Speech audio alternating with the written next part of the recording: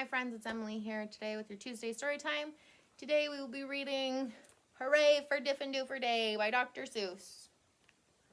I've always lived in Dinkerville. My friends all live here too. We go to Diffendoofer School. We're happy that we do. Our school is at the corner of Dinkzuber and Dinksot. It looks like any other school, but we suspect it's not. I think we're learning lots of things not taught at other schools. Our teachers are remarkable and they make up their own rules.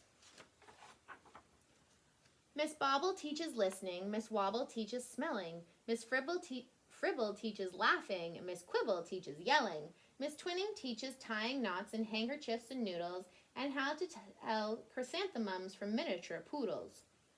Miss Vining teaches all the ways a pigeon may be peppered, and how to put a saddle on a lizard or a leopard. My teacher is Miss Bonkers. She is as bouncy as a flea. I'm not certain what she teaches, but I'm glad she teaches me. Look, look, she chirps, I'll show you how to tell a cactus from a cow, and then I shall instruct you why a hippo cannot hope to fly. She even teaches frogs to dance and pigs to put on underpants, and one day she taught a duck to sing. Miss Bonkers teaches everything. Of all the teachers in the school, I like Miss Bonkers best. Our teachers are all different, but she's differenter than the rest. We also have a principal. His name is Mr. Lowe. He is the very saddest man that any of us know. He mumbles, are they learning? This and that and such and such. His face is wrinkled as a prune from worrying too much.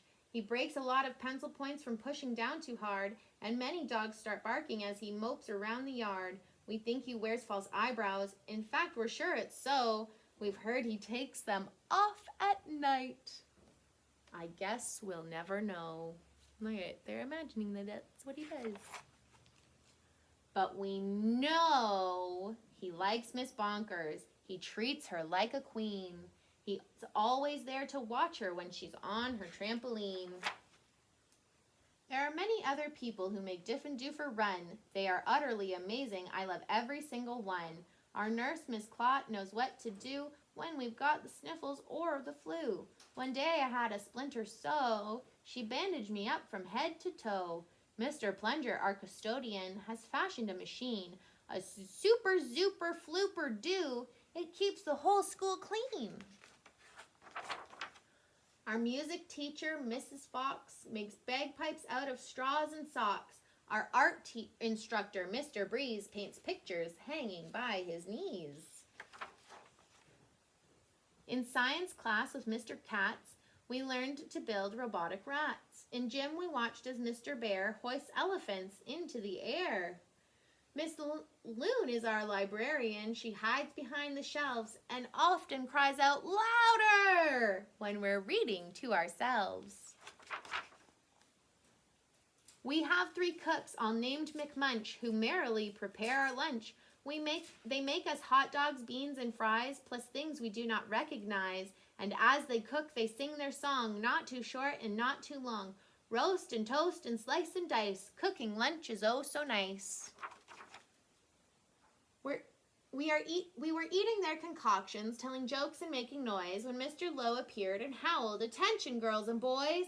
He began to fuss and fidget, scratch and mutter, sneeze and cough. He shook his head so hard we thought his eyebrows would come off. He wrung his hands, he cleared his throat, he shed a single tear, then sobbed, "I've something to announce, and that is why I'm here. All schools for miles and miles around must take a special test to see who's learning such and such, to see which school's the best. If our small school does not do well, then it will be torn down, and you will have to go to school in dreary Flobbertown." "Not Flobbertown," we shouted, and we shuddered at the name, for everyone in Flobbertown does everything the same. It's miserable in Flobbertown. They dressed in just one style. They sing one song. They never dance. They march in single file. They do not have a playground, and they do not have a park. Their lunches have no taste at all. Their dogs are scared to bark. Miss Bonkers rose. "Don't fret," she said. "You've learned the things you need to pass the test and many more. I'm certain you'll succeed. We've taught you all we've taught you that the earth is round, that red and white make pink, and something else that matters more. We've taught you how to think. I hope you're right, sighed Mr. Lowe. He shed another tear. The test is in 10 minutes, and you're taking it right here. We sat in shock and disbelief. Oh no, we moaned. Oh no! We were even more unhappy than unhappy, Mr. Lowe. But then the test was handed out. Yahoo! We yelled. Yahoo! For it was filled with all the things that we all knew we knew. There were questions about noodles, about poodles, frogs, and yelling, about listening and laughing, and chrysanthemums and smelling. There were questions about other things we'd never seen or heard, and yet we somehow answered them, enjoying every word. 1 week later, after recess, Mr. Lowe meandered in. We'd never seen him smile before, but now he wore a grin. Look at that nice big smile. He soon began to giggle, and his giggle grew by half, and then it really happened. Mr. Lowe began to laugh. You saved our school! You saved our school! He jubilantly roared. We got the very highest score, and he wrote it on the board. Wow. Miss Bonkers did some cartwheels till her face turned cherry red.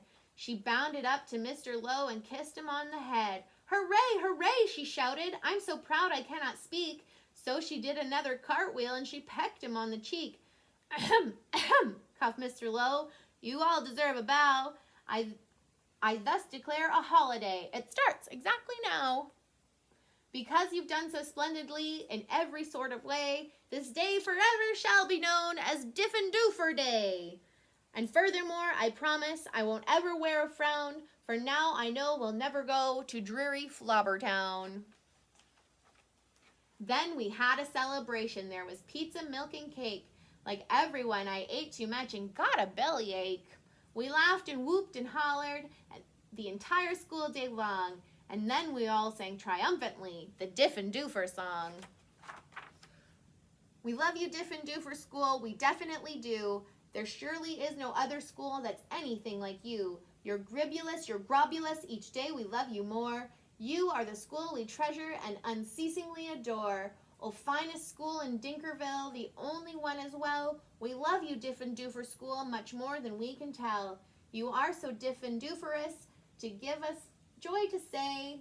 It gives us joy to say 3 cheers for Diffendoofer School. Hooray, hooray, hooray.